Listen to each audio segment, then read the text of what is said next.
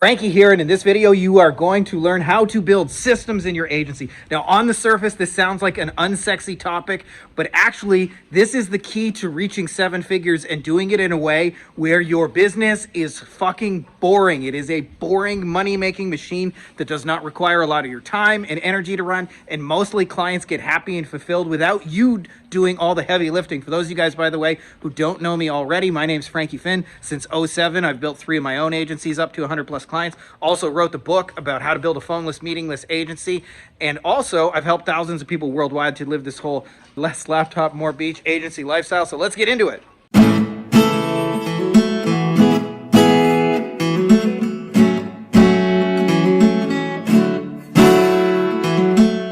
All right, you fine, sexy motherfuckers. Okay, why would anybody in their right mind want to build systems? And I'll tell you, the systems, if you really understand this, this is the key to cloning yourself so that you can replace yourself in aspects of your business and things can get done the way you want to do them and not have you be the one who has to do all the heavy lifting, meaning employees can run it and teams can run it and systems and tools and automation and all those kind of things. I'll tell you, there are 5 things that I think you need to do in order to build systems. And if you do these, you're going to make your life so much easier. So let's get into it. Thing number 1, by the way, is you need a tight, focused niche so that what you deliver again and again and again is the same thing. Now, when I first started my agency, by the way, and I know a lot of you folks are out there in a similar situation, I probably worked like a dumbass. I kind of worked like the idiocracy. The Bronto's got what plants crave. It's got electrolytes. So wait a minute. What you're saying is that you want us to put water on the crops. Yes. Water. Like out the toilet? Well, I mean, it doesn't have to be out of the toilet, but yeah, that's the idea. But Bronto's got what plants crave. It's got... Pardon? So why don't we just try it, okay? And not worry about what plants crave. Bronto's got what plants crave. Yeah, it's got electrolytes. What are electrolytes? Do you even know? It's what they use to make Bronto. Yeah, but why do they use them to make Bronto? Because Bronto's got electrolytes.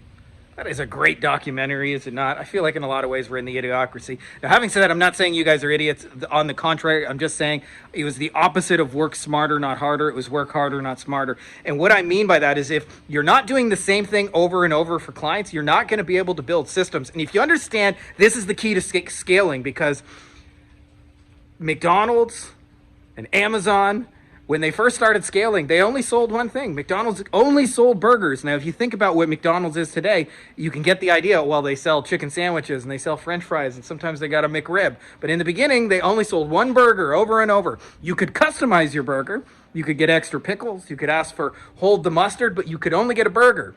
Right? That's how you want to run your agency. Amazon only sold books. So if you miss that step, you will not be able to build systems because there will be too many systems. Now, having said that, it doesn't mean you have to have a single step, but you need to have a single solution. One client, one solution, one problem, one system. So if you're doing SEO for dentists, then only do SEO for dentists. If you're doing AdWords for a plumber, only do AdWords for a plumber. If you're doing Facebook ads for an injury lawyer, make sure you're only doing Facebook ads for an injury lawyer. You'll know you have this right when you get a client and you're like 90% finished. When you get your second client, I should say, you're 90% finished before you start.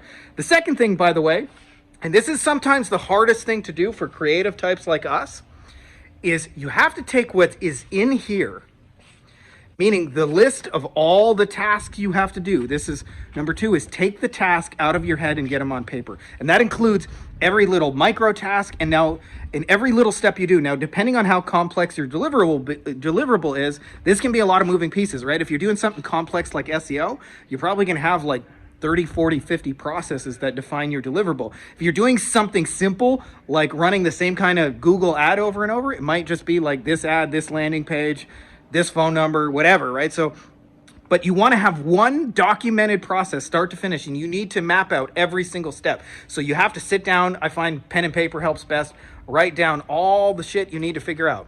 Third thing, by the way, is once you have all those tasks documented, is you need to then take those tasks. Ooh, I'm coming over here. It's a little windy, but look at my kids' playground. You guys can see. My kids actually, by the way, they're going to set up a little store right here, and they want to sell eggs. We got real chickens over here at my house.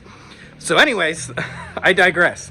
Thing number 3 is Every one of those needs a detailed set of instructions. This is called an SOP. It's probably the most boring part of running an agency, but I'm telling you, if you get this right, you can clone yourself and make things happen done and not have to be like monitoring every little thing, right? So how do you send a report to a client? How do you do the landing page? How do you, whatever process is in there, every one of those needs step-by-step instructions. When you got that 4, you're ready to number 4, which is you need a person responsible for it.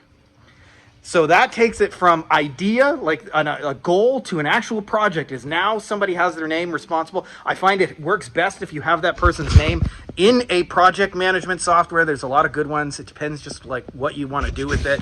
There is Asana, which is what we use. There's a lot of people who like Go High Level. There's ClickUp. There are Monday, but it doesn't matter. Pick one, use it, and make sure you have somebody responsible in that project management software.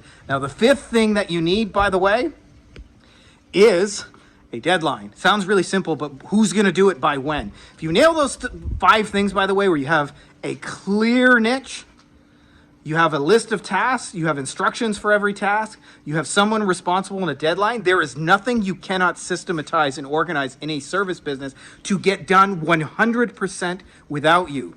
And what I like to do is I like to give my people just the process and see if they can execute the task just from the process, because I want to battle test my SOPs, because sometimes you have to tweak these 1 or 2 times. But once you get this in place, this is why, by the way, when people buy businesses and they buy like things, they like to buy franchises. Why would you buy a franchise over like a business like of another kind? And usually the answer is because they have systems and processes for marketing and sales. They have systems and processes for how to handle the customer, right? Like McDonald's knows how to make that burger long before you walked into the door. A lot of businesses, if you order a burger, it's different every time you go there, and each chef does it differently, right? That's not what we want. We want a consistent, over and over repeatable process. You do that, you can systematize any business, bring it to 7 figures or beyond that, and like take yourself out of it and not be involved at all in the day-to-day, and just do the parts that you enjoy. For some people, that's the sales and marketing. Like me, I like making videos. For other folks, like they just want to deliver their thing and they want to systematize and organize the sales, so that happens without them. Either way, you can get to those monumental marks and do it in a way where it's like less than 10 hours a week. Even if that, like a good, well-run 7-figure agency is boring. It is a boring fucking factory. There are not fires to put out. In my first agency, I wish I would have known that, because it was pure chaos. So hope that video is helpful to you guys. If you're not already subscribed, make sure to subscribe, and may the force be with you. Hey guys, if you like this video, you'll also like my book on Amazon called Beyond the Agency Box, which you can also find by my name, Frankie Finn, and it's got a lot of awesome reviews. And it really just goes deeper on a lot of things we're talking about, everything you need to grow and start a lifestyle agency, from the stages you'll go through to getting clients, to how to create winning offers, to high value deliverables, to wowing clients, to building teams, to building systems, and building a boring factory that's like a 7-figure money machine for you. So if you're interested, I put links for you in the video description, as well as it'll be in the pinned top comment below, and make sure to check those out.